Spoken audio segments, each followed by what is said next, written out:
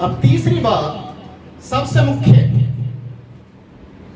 आप शैतान से अपने आप को कैसे बचा सकते हैं। देखिए, पहला, शैतान हमारे अंदर में क्या लेकर आता है? शक, कंफ्यूजन, गुमराह करने की कोशिश करता है। फिर झूठे जो लोग खड़े हो गए हैं आज, वो आपको भरमाने का काम करेंगे, वो भी शैतान के एजेंट हैं, याद रखिए। इन सारी चीजों से बचने के लिए आपको करना क्या है? वचन को जानना है, और वचन में जो अधिकार, जो वायदे परमेश्वर ने किए हैं, उन वायदों को आपको याद करना है। सबसे पहला, याकूब की किताब 4 अध्याय उसका 7वां पद, ये वो पद हैं जिनसे आप शैतान के ऊपर विजय को पा सकते हैं। प्रियो, इसलिए परमेश्वर के अधीन हो जाओ और शैतान का सामना करो, तो वह तुम्हारे सामने से भाग निकलेगा। क्या लिखा है? इसलिए परमेश्वर के अधीन हो जाओ। इसलिए परमेश्वर के अधीन हो जाओ। अधीन का मतलब क्या है? अंडर। हाँ, उसके अंडर हो जाइए, उसकी उपस्थिति में इतना आगे बढ़ जाइए। जैसे एक बच्चे को माँ अपनी गोदी में उठा लेती है, वैसा ही आप भी परमेश्वर की गोदी में बैठ जाए, अधीन हो जाइए और शैतान का सामना करो। जब परमेश्वर के अधीन हो जाएंगे, आप शैतान का सामना करेंगे, तो शैतान वहां से क्या होगा? भाग जाएगा। इसको और क्लियर मैं कर रहा हूं। आपने कभी कभी देखा होगा, सुबह सुबह बहुत सारे जो डॉग को पालते हैं, छोटा छोटे डॉग को भी पालते हैं, उसको चैन में बांधकर जब घुमाने के लिए लेकर जाते हैं, कभी भी देखना, इतना सा पप्पी, छोटा सा बच्चा बड़े से कुत्ते को भी देखकर क्या करता है? क्यों पता है? उसके चैन किसके हाथ में है? समझ में आ रहा है? बड़े कुत्ते को देखकर जरा सा पप्पी घुर आएगा, भौंकेगा, जैसे कि ये इसको अभी का खत्म कर देगा। एक बार चैन को खोल कर देखिए,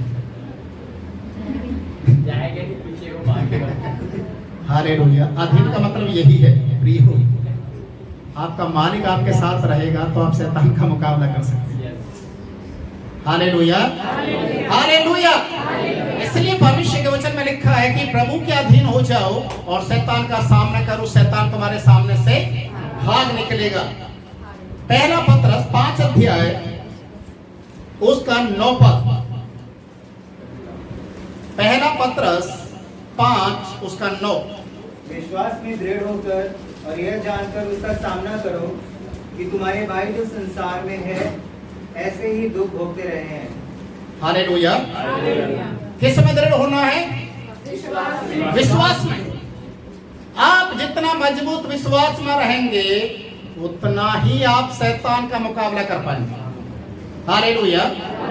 पहली बात क्या है? प्रभु के अधीन में रहना है।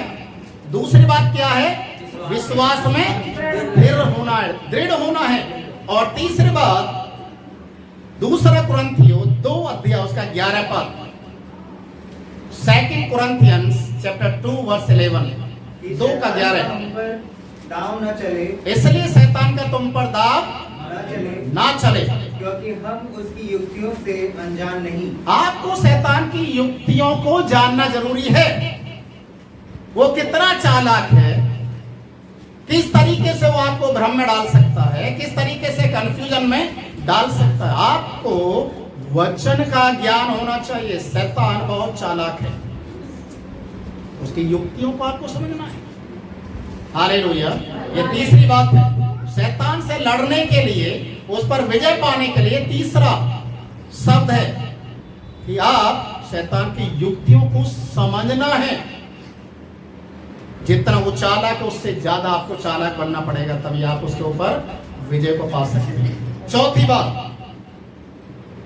लूका रचित सुसमाचार उसका 10 का 19 पद, लूका 10 देखो मैंने तुम्हें सांपों और देखो मैंने तुम्हें सांप और बिच्छुओं को रौंदने का और और शत्रु की सारी सामर्थ पर अधिकार दिया है, शत्रु की सारी सामर्थ पर अधिकार। और किसी वस्तु से तुम्हें कुछ हानि न होगी। Hallelujah, hallelujah. ये चौथा अधिकार है। शैतान को आप जब दुष्टात्मा को देखते हैं, बुरी शक्तियों को देखते हैं, तो बहुत सारे लोगों के अंदर डर बन जाता है। और आप इधर में देखिए, बाइबल के अनुसार देखिए, प्रभु ने आपको क्या दिया है?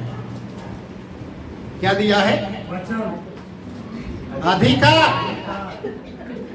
सुन लिया करो ध्यान से, वचन का अधिकार। आपको अधिकार दिया। अधिकार का मतलब जानते हैं?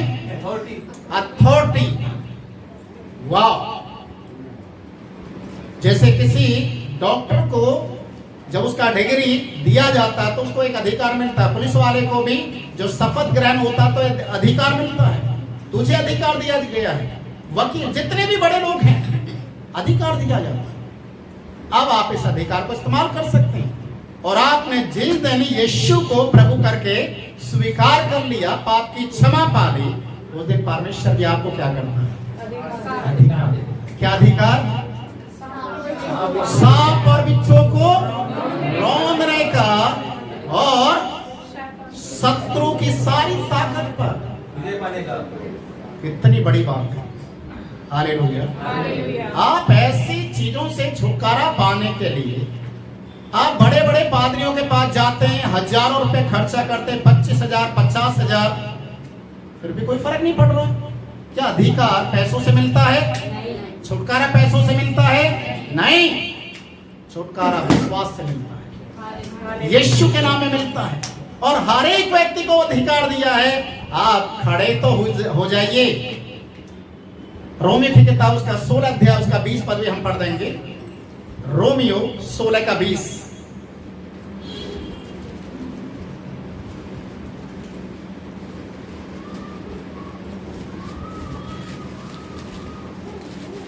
शांति का परमेश्वर शैतान को तुम्हारे पांव के शीघ्र कुचलवा देगा। हमारे प्रभु यीशु मसीह का अनुग्रह तुम पर होता रहे। शांति का परमेश्वर शैतान को तुम्हारे पांव से शीघ्र कुचलवा देगा। ऐसा तो नहीं लिखा है तुम्हारे सर के ऊपर बैठा देगा? नहीं।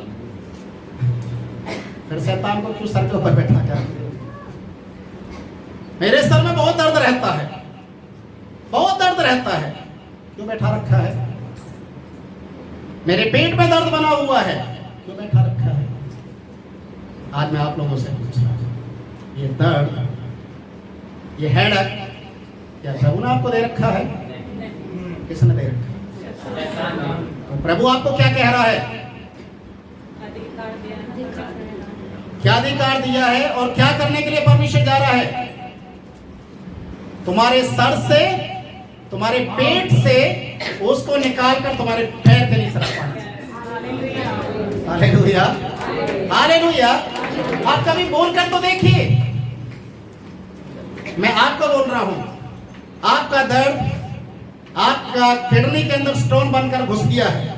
आज आप हाथ रखिए और बोलिए, यीशु के नाम में ये किडनी मेरे पैर के नीचे चली जाए और दर्द भी पैर के नीचे चला जाए। और यीशु के नाम से आप डांट कर देखिए, आज से आपका दर्द गायब।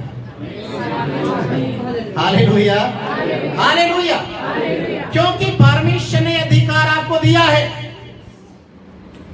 प्रभु ने जो चेतावनी दे रखा है, ऐसे लोगों से सावधान रहना है। परमेश्वर के वचन में कंफ्यूजन डालने वाले लोगों से सावधान होना है। शैतान की शक्तियों से, उसकी चालाकी से आपको सावधान होना है। पर अधिकार जो परमेश्वर दे रहा है, उस अधिकार को आप लेना है। यह अधिकार विशेष लोगों के लिए नहीं है। कितने लोग कहते हैं कि ये केवल पादरी लोगों के लिए है। ऐसा नहीं है। मरकुस रचित सुसमाचार 16 अध्याय निकाले, उसका 15 और 16 पद आप पढ़ें। मरकुस 16। और उसने उनसे कहा, तुम सारे जगत में जाकर सारी सृष्टि के लोगों को सुसमाचार प्रचार करो। जो विश्वास करे और बपतिस्मा ले, उसी का उद्धार होगा, परंतु जो विश्वास न करेगा वह दोषी ठहराया जाएगा। ये 17 पद भी आप पढ़ेंगे ध्यान से, एक वचन को रुक रुक कर पढ़ेंगे। और विश्वास करने वाले सारे लोग बोलेंगे इस बात को। ये चिन्ह होंगे कि वे मेरे नाम से दुष्ट आत्मा को निकालेंगे, यस, और नई नई भाषा बोलेंगे, सांपों को उठा लेंगे, और यदि वे नाशक वस्तु भी पी जाए तो भी उनकी कुछ हानि न होगी। वे बीमारों पर हाथ रखेंगे और वे चंगे हो जाएंगे। ये किसके लिए बोला गया है? पादरी लोगों के नाम है यहाँ पर, बिशप लोगों का नाम है, या कोई बड़ा ही पादरी इस काम को कर सकता है? जो प्रभु में विश्वास करेगा, बपतिस्मा लेगा, वो ये सारे काम कर सकता है। Hallelujah, hallelujah. क्या आप इस चीज के लिए तैयार हैं? ये प्रभु ने ये अधिकार मुझे दिया है, अब मैं सर के ऊपर उसको बना कर या बैठा के नहीं रखूंगा। मेरे घर के अंदर कुछ गड़बड़ी हो रही है, रात के समय में दर्द बनकर आ रहा है, बीमारी बनकर आ रही है, अचानक कुछ गलत संदेश मुझे मिल रहा है, डर बन रहा है, उसी समय क्या करें? डांटना है। और डांटना भी कैसे है? कितने लोगों को प्रार्थना करना नहीं आता? वो जब प्रार्थना करते हैं, प्रभु तेरा धन्यवाद हो, हमारे पड़ोसी को आशीष देना, बॉम्बे में उसको भी आशीष देना, पूरी दुनिया में जितने लोगों ने खाना नहीं खाया उनको भी खाना खिलाना। अरे तुझे अपनी प्लेट के लिए चिंता करनी है, सारे लोगों की चिंता करनी है? पहले अपनी आपके दांत में दर्द हो रहा है, डॉक्टर के पास जाकर बोल रहे हैं डॉक्टर साहब मुझे दर्द हो रहा है। कितने लोग तो इतने समझदार हैं, दर्द की दवाई लिखवा देना। डॉक्टर बोलेगा दर्द की दवाई, तो दर्द तो पता नहीं कहां कहां होता है, उसने बाम भेज दिया। हाँ, भाई वो भी तो दर्द को दूर करता है ना। अब डॉक्टर को आपने बताया नहीं दांत का दर्द है या कौन सा दर्द है, उसने बाम भेज दिया। आप लगाए जा रहे यहां भी दर्द हो गया। फिर आप बोलते मेरी प्रार्थना परमेश्वर सुनता ही नहीं। उसको फोन किया पादरी ने, उस डॉक्टर ने पता नहीं क्या दे दिया, दर्द ठीक ही नहीं हो रहा है। अरे कम से कम ये तो बोलो मेरे दांत में दर्द है, तो दांत की दवाई मिलेगी। पर्टिकुलर आपको प्रार्थना करना सीखना पड़ेगा। आपको जिस चीज के लिए प्रार्थना करना है, अगर आपको गंदे सपने की आत्मा परेशान कर रहे तो गंदे सपने की आत्मा को डांटें। ये ना डांटें कि पड़ोस का कूड़ा तुम्हारे घर के सामने आ रहा है उसको डांटें। प्रार्थना करने का तरीका सीखना है, तभी तो आपकी प्रार्थना कामयाब है।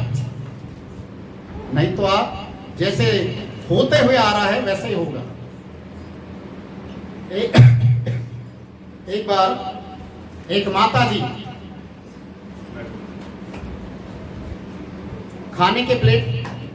उसके प्लेट में खाना निकाल दिया, प्रार्थना करना शुरू कर दिया। और जब उस आंटी ने प्रार्थना करना शुरू किया, वो आंख बंद करके प्रार्थना में ऐसे लौलीन होगी, जब उसकी आंख खुली तो प्लेट उसके सामने से हट चुकी।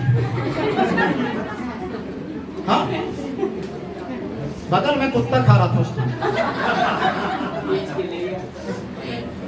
तो इतना भी लापरवाह नहीं होना चाहिए। मैंने किसी की प्रार्थना को सुना, एक जरा सा बच्चा था, उसने एक प्रार्थना किया, कुछ चीज उसको दिया खाने के लिए, उसने बोला प्रभु तेरा धन्यवाद और लुत्फ के आमीन। तो हम भी पूछने लगे कि क्या प्रार्थना किया है? बोला प्रभु जानता है ना, दे दिया धन्यवाद। धन्यवाद हो तेरा, पेट भर जाए मेरा। Short and sweet.